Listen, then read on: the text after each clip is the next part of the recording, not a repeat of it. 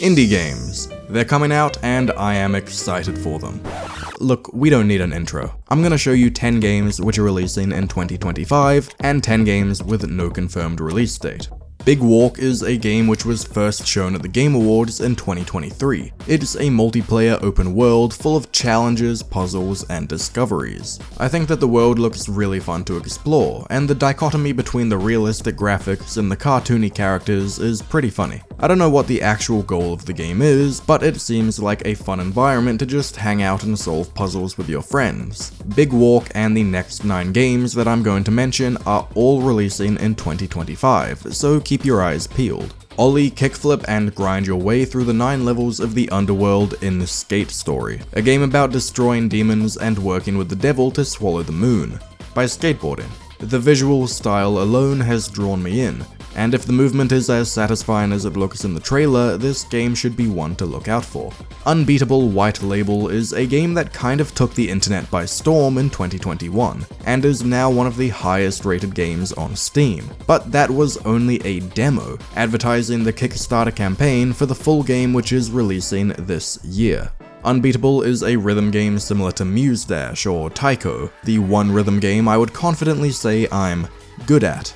But this game will have a story and a narrative mode, which I think is something that more rhythm games should have. It also has a really energetic style, funny characters, and sections where you walk around and do stuff other than the main rhythm-based gameplay. Split Fiction is the newest game from the creators of It Takes Two and A Way Out. The two protagonists are stuck in a simulation of the worlds that they both created, but one of them writes science fiction and the other writes fantasy. So each level will switch between the two worlds as the characters try to get back to the real world. These developers create the best couch co-op games, and it's not even close, because the games are made to be played with 2 people. You can't play alone. The gameplay is always so well crafted and feels like the 2 of you are sitting side by side at the front of a roller coaster. You have unpaid parking tickets. Time to die. Tormented Souls is one of the most well-crafted survival horror games that I've played recently, and the most similar to the first Resident Evil. Everything about it was done amazingly. I was so tense throughout the first half of the game.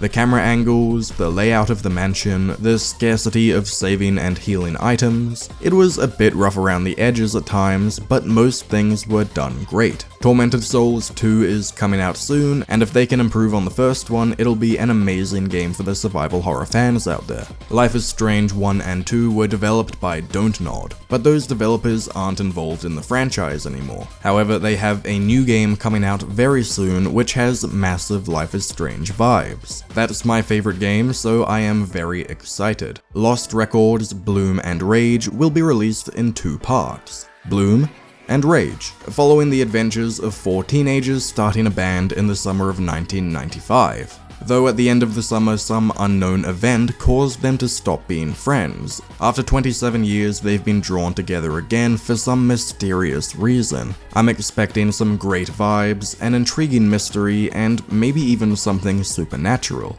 Another game leaning heavily into that feeling of nostalgia is Mixtape. The coming-of-age story follows 3 friends en route to a party on their final night of high school. Listening to a perfectly curated playlist featuring licensed music from all of these artists, the trio fall into dreamlike reenactments of their formative memories. I love the trailer for this one because they got one of those old trailer narrators, you know? This summer. From Beethoven and Dinosaur comes an adventure, a lifetime in the making. Coming out sometime this year, I really can't wait. We all know Getting Over It with Bennett Foddy, the impossible to control man in a pot climbing a mountain. Its popularity spawned a slew of rage platformers, or Foddian games. I've tried out a few of them, but none have felt quite as good. They just don't have the same oomph to them. So Bennett Foddy himself had to come in and make another one. Baby Steps is a 3D platformer this time, about an unemployed man living in his parents' basement who gets sucked into his TV. Now he has to learn to put one foot in front of the other in order to climb a mountain. This physics-based walking simulator is also being developed by the creators of Ape Out, and it looks like it'll be a rage-inducing experience. Shadow Labyrinth was a very surprising announcement at the Game Awards this year, because nobody expected to see a Pac-Man game, let alone one like this. Yes, this is a Pac-Man game, and to be honest, I'm not completely sold on it just yet, but it is cool to see that they're trying something new with the franchise instead of another 50th anniversary collection or whatever.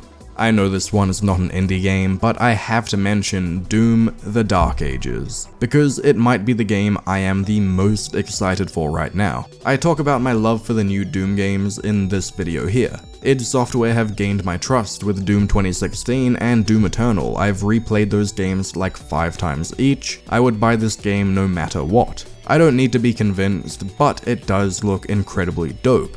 It's a prequel, and of course there's a whole bunch of new weapons. The chainsaw shield, the flail, skull-crushing gun, along with dragon riding and mech piloting. I am beyond hyped. So all of the games that I've mentioned until this point will be releasing in this year. Hopefully none of them get delayed. Now we're gonna take a look at some games with no confirmed release date. Remember how I said I love the new Doom games? Okay, now imagine everything was pink, Y2K themed, and you killed your enemies with bubble guns and love. It sounds even better.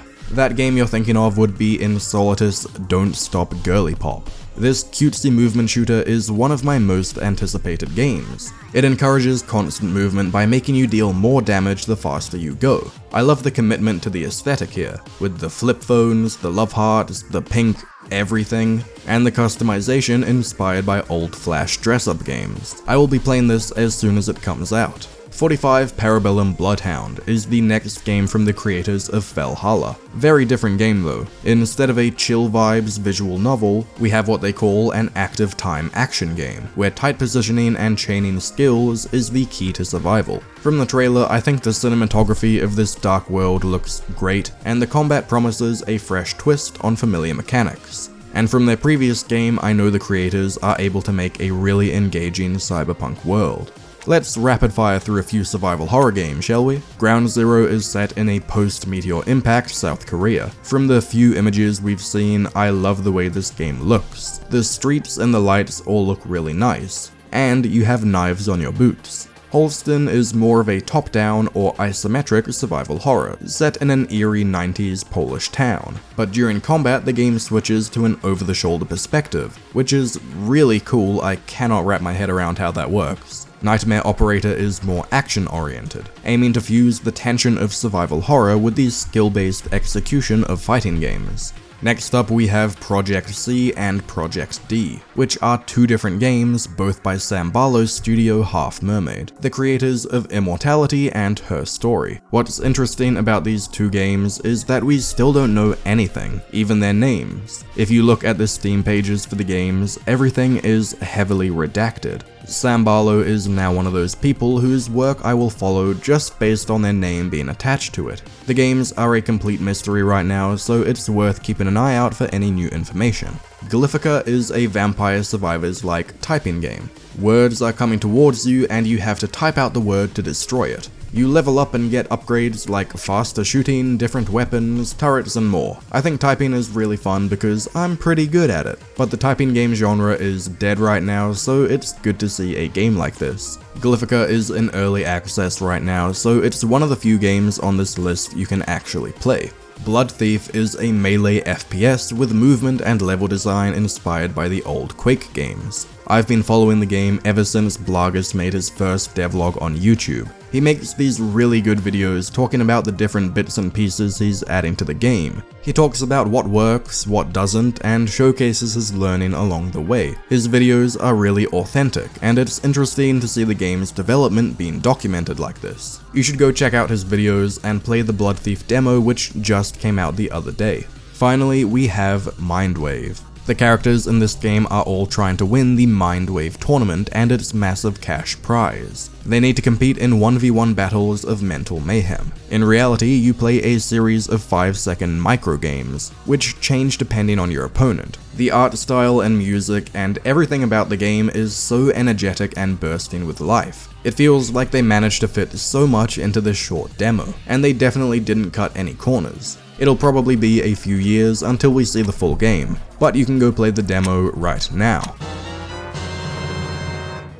I hope this video showed you some cool looking games that you didn't know about. Let me know in the comments what games you're most excited for, and don't say Hollow Knight because that game is never coming out. If you want some game recommendations that you can actually play right now, check out my top 10 games of 2024. Make sure to leave a like on this video and subscribe to the channel if you want to see more in the future. Thanks for watching.